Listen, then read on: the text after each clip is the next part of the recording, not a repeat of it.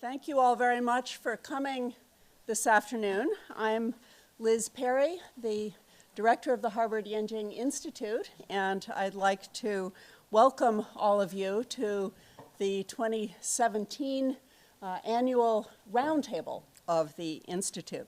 It's an event that we've been organizing for the past 7 years, an event that brings scholars from different countries in Asia here to Harvard to consider topics of Asia-wide significance.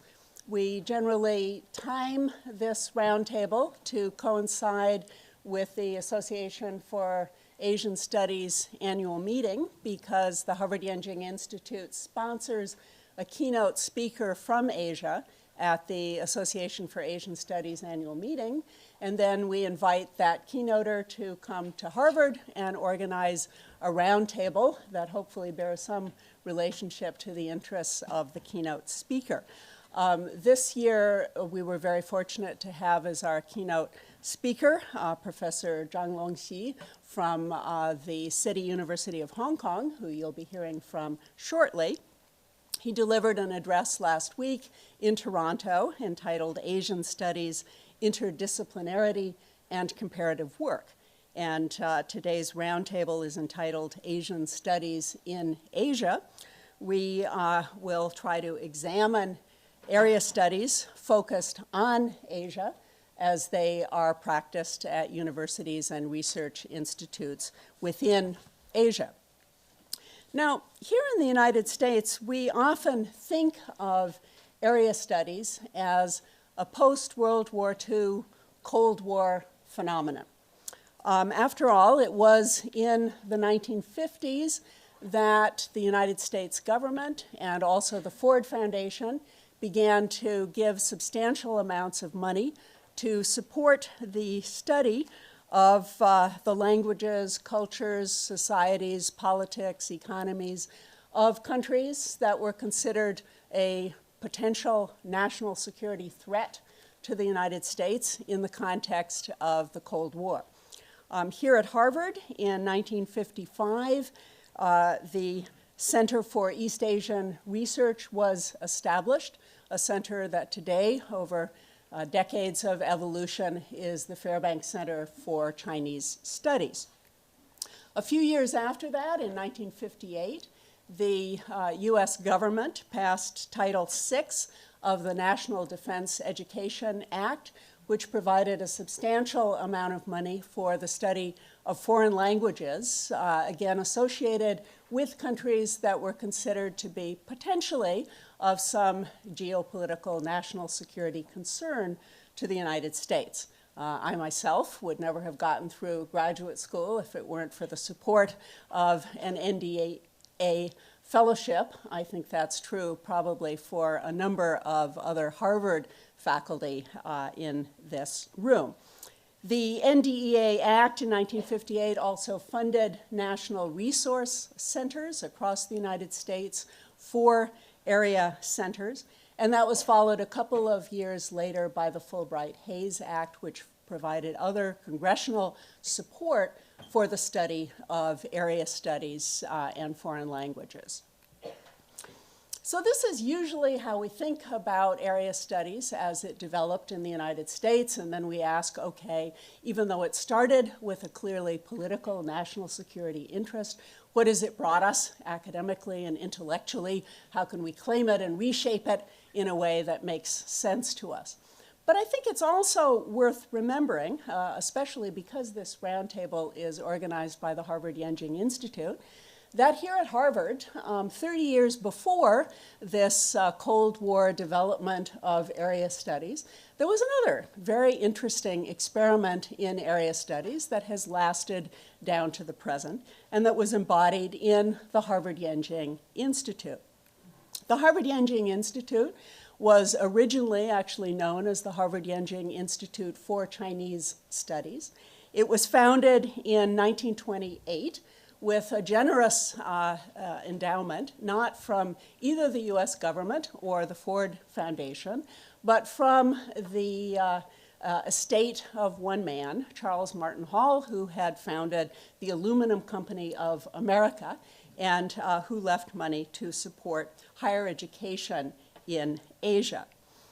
This earlier experiment in area studies, in Asian studies, reflected the influence not of the American national security community, but rather two intellectual academic communities, one located in Europe, European sinology, especially as it was being practiced there in France under the direction of the sinologist Paul Pelliot. The other very important international current at the time was occurring in China, known as national learning, or guoxue. Chinese translated what was going on in Europe as hanxue, or sinology, but what was going on in their own country as guoxue, or national learning, particularly as it was practiced after 1922 at Peking University under the direction of Hu Shi. These national learning centers in China, first at Beida, but then soon after at Tsinghua, and then in what became Central University in Nanjing, were very interesting movements that came out of the May 4th movement, the New Cultural Movement, which we often think of as an anti-Chinese tradition movement. But of course, Hu Shi and these other intellectuals then embraced the study of Chinese culture and Chinese civilization to see what they could rescue from it through the use of new modern methods for the study of Chinese culture. When the Harvard Yenching Institute was established here in Cambridge in 1928, the Harvard student newspaper, The Crimson, wrote a very interesting article, I think, that explained the mission of this new institute. And I'll read you just one paragraph from the Crimson article, which came out on January 10th of 1928. I think it's quite interesting because it shows us a vision of area studies that is truly global, that's truly international, that's truly complementary, and that saw the rising nationalism in China of the 1920s as a positive force that might be harnessed for greater international appreciation of Chinese civilization. So the Harvard Crimson story explained things this way. The purpose of the new Harvard Yenching Institute of Chinese Studies is to promote both in China and in America graduate study and research in the various branches of Chinese culture with the primary objective of encouraging the Chinese to study their own highly developed civilization in the light of Occidental methods of research, and for them to interpret this civilization to the West. It will thus be made possible in China for Yenching University to offer graduate work to its own students and to those who come from other parts of China, and thus assist in strengthening the emphasis on Chinese culture, which is one of the beneficial consequences of the recent nationalistic awakening among Chinese students. The work here at Harvard will consist of courses in the Chinese language and literature, as well as in various aspects of sinology studied through the medium of English or European languages, unquote. So I think this is a rather interesting conception of area studies developed in the 1920s in the interwar period between the First and Second World War, when there was a rising tide of globalization and a fascination with retrieving the civilizational values of various different world cultures. This is also the time when the History of American Civilizations was founded here at Harvard, the first American Studies program in the United States. Reflecting the influence of both Chinese and European scholarship, the trustees of this new institute first turned to Hu Shi at Beida and invited him to be the first founding director of the Harvard Yenching Institute. Wisely, perhaps, Hu Shi declined them. The trustees then turned to France, to Paul Pelliot, and invited him to be the founding director of the Institute. He was also a very wise sinologist, and he too turned them down. But Paul Pelliot recommended his student, Sergei Eliseev, Russian by birth, who had been trained under Pelliot in Paris, but who was also the first foreigner to graduate from Tokyo Imperial University. And Eliseyev readily accepted and served as director of the Institute for the next 2 decades. During that period, his focus was on building up first-rate library collections, both at Yenjing University in Beiping and also here at Harvard University, the Harvard Yenjing Library. His focus was also on developing leading academic journals in Asian studies at both universities. And primarily promoting the study of Chinese culture with modern Western techniques. The famous Harvard Yenjing Sinological Index series, under the direction of William Hong at Yenjing University, was a kind of precocious example of an attempt to use computer-like approaches, classificatory coding, before the advent of the computer itself, in order to render Chinese classical texts intelligible to modern readers who had grown up without memorizing them. The objective was to promote the awareness of Chinese culture, both in China and in the West, at a time, a moment in history, when it looked as though the rising tide of revolution was threatening appreciation for the value of Chinese civilization. But from the very beginning, the Harvard Yenjing Institute emphasized placing Chinese studies in a broader context, the context of Asian studies more broadly. Harvard Yenjing from the beginning established at Yenjing University a Sino-Indian Institute under the directorship of Baron Alexander von Stahel-Holstein, born in Estonia, but educated in Germany. And the Baron taught both at Harvard and in Beiping, looking at comparisons between Chinese, Sanskrit, and Tibetan versions of Buddhist texts. In the 1950s, when it was no longer possible for the Harvard Yenjing Institute to operate in mainland China, because, of course, of the victory of the Communist Revolution a few years earlier, the Institute then expanded its activities across much of Asia. Initially, the logic was to focus on the Confucian and Buddhist parts of East and Southeast Asia. Over time, the rationale for supporting studies broadened and moved beyond philological, religious, philosophical concerns to include comparisons along all dimensions of the humanities and social sciences. As we all know, in the last half century or so, Asia has become more of a self-conscious and coherent unit.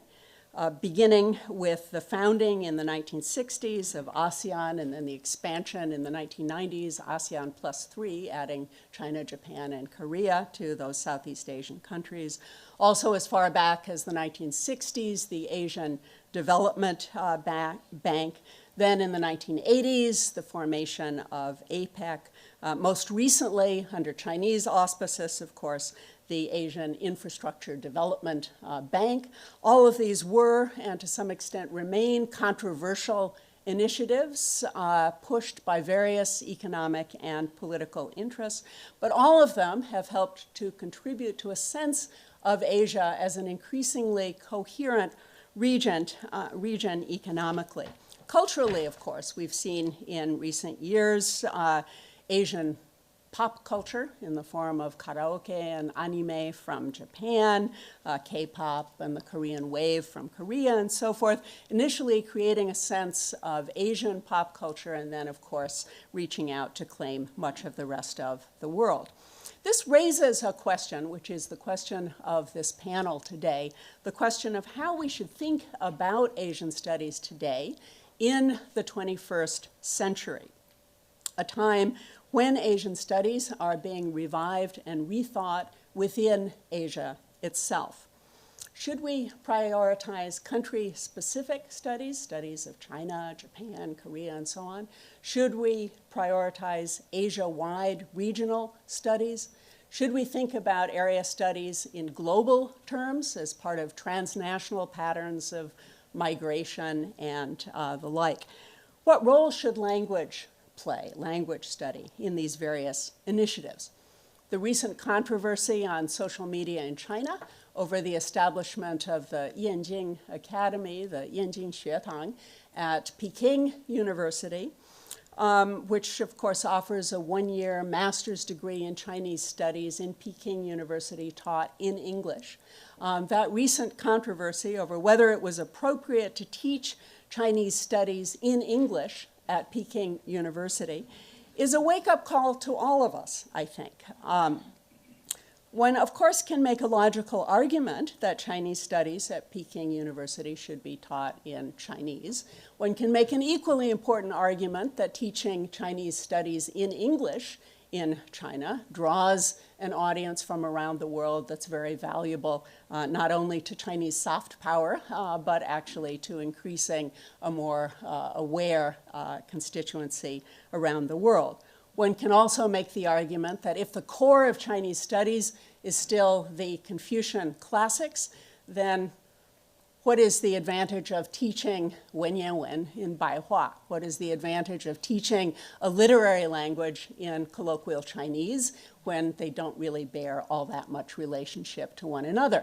And if one can teach literary Chinese in contemporary Chinese, after all, literary Chinese was the written language of Japan and Korea and Vietnam for a very long period of time, so why not teach classical Chinese in Japanese or in Korean or in Vietnamese? Similarly, for those of us in the English-speaking world, do we have to teach Chaucer's Old English in modern English, when those of us who speak and read modern English can't hope to really understand Chaucer in the original? What difference does it make if we teach him in English, or teach him in Chinese, or teach him in Japanese, or teach him in Korean?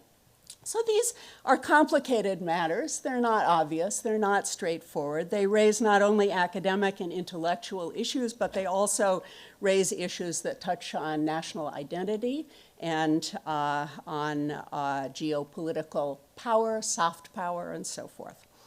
We're very fortunate today to have a panel of distinguished scholars whose members have thought about these kinds of issues from various different perspectives, and to have them here to talk to us at this moment when Asian studies are being rethought within Asia. We have a panel of 4 scholars from Asia: Professor Hirano from Japan, Professor Pak from Korea, Professor Wang from China, and Professor Zhang from Hong Kong. And we will go by general consensus in alphabetical order here. So I'm first going to invite in just a moment Professor Hirano.